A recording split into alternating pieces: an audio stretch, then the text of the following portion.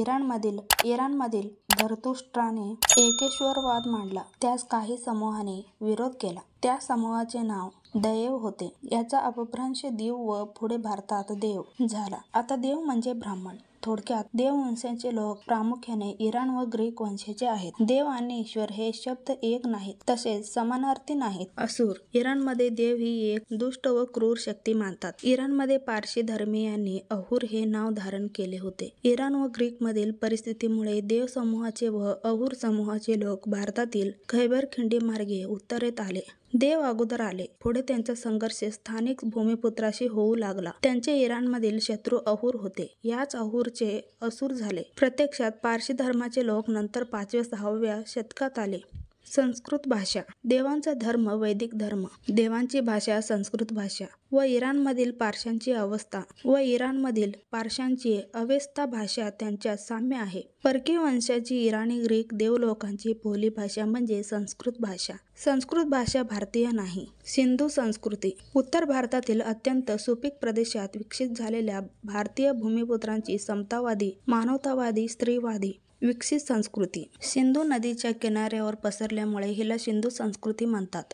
सिंधू संस्कृती जगातील अद्ययावत व सर्वोच्च विकसित मानल्या जाते. सिंधू संस्कृतीचा काळ इसवी पूर्व 5000 ते 3000 मानला जातो. आजच्या पाकिस्तानात हा भाग आहे. मोहेंजोदडो व हडप्पा त्याचा भाग आहे. सिंधू प्रदेश म्हणजे सिंध प्रांत होय. सिंधू भाषा. सिंधू संस्कृतीमधील लोकांची भाषा सिंधू लिपी ही जगातील सर्वात जुनी लिपी समजली जाते. पुढे याच लिपीचे रूपांतर आजच्या मराठी लिपीत झाले. ब्राह्मणांनी संस्कृत भाषेसाठी याच मराठी लिपीचा वापर करून तिला देवनागरी लिपी हे नाव ठेवले आहे. वेद. ऋग्वेदासह 4 वेद हे ब्राह्मण ग्रंथ वैदिक ग्रंथ मानले जातात. वेद हा विद्या या शब्दाचा ब्राह्मणांनी केलेला अपभ्रंश असावा. पारशीय धर्मीय असुरांना वैदिक ब्राह्मण शत्रू मानत असत, म्हणून त्यांनी वेद रचताना असुराविरोधात रचले. भूमिपुत्र भारतीयांनाही वेदांमधून शत्रू संबोधून लिखाण केले. वेदा अगोदर आपले ग्रंथ होते. इंद्र. देव समूहाचा म्हणजेच ब्राह्मण समूहाचा नेता. इंद्र, ब्रह्मा, विष्णू, वामन, परशुराम हे ब्राह्मण समूहाचे अत्याचारी नेते होते. म्हणून भारतीय भूमिपुत्रांनी त्यांचे एकही मंदिर उभारलेले नाही. आपले दैवत शिव आहे. ओम.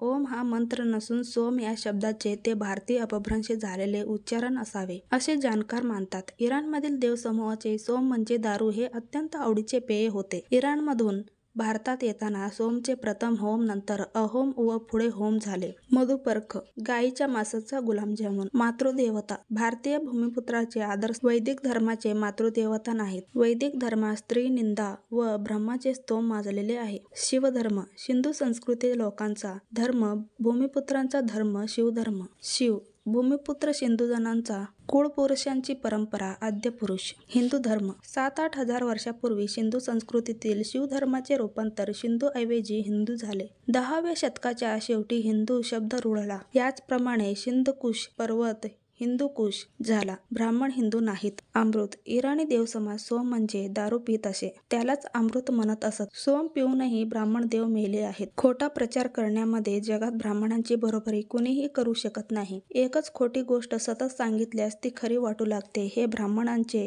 गोबेल्स तंत्र आहे. शिवरायांचा इतिहास अत्यंत खोटारडा व विकृत करून ब्राह्मणांनी लिहिला. ते आता जगजाहीर झालेले आहे. रामदास व दादू कोंडदेव कुलकर्णी हे ब्राह्मण शिवाजी महाराजांचे नोकरही नव्हते. रामदास हा आदिलशहाचा हेर होता. तुकाराम महाराज व शिवाजी महाराज त्यांच्या खुनाचा कट रचणारा सूत्रधार हा रामदास होता. शिवराज्याभिषेकास विरोध करण्यासाठी सर्व जरावर ब्राह्मणांनी एकत्रित करणारा सूत्रधार रामदासच होता. संभाजी महाराजांना औरंगजेबाच्या तावडीतून पकडून देणारे रामदासाचे शिष्य रंगनाथ स्वामी व 300 रामदासी शिष्य होते. हा खरा इतिहास बहुजन समाजातील शिवभक्तांना समजल्यास ते पेटून उठतील व ब्राह्मणांना कापतील, याचा अंदाज घेऊन ब्राह्मणांनी रामदास शिवाजीच्या गुरुपदावर बसवले. शिवाजी रामदास संबंध जोडले. त्याच वेळी बहुजन समाजाने विरोध केला असता तर ब्राह्मणांनी जेम्स लेन वापरून शिवाजीचा बाप बदलण्याची हरामखोरी केली नसती. हा खरा इतिहास बहुजन समाज सांगू, लिहू, वाचू लागला आहे. या सत्याचा प्रसार होताना दिसताच ब्राह्मण वर्गाने बॉम्ब मारायला सुरुवात केली की डच, फ्रेंच,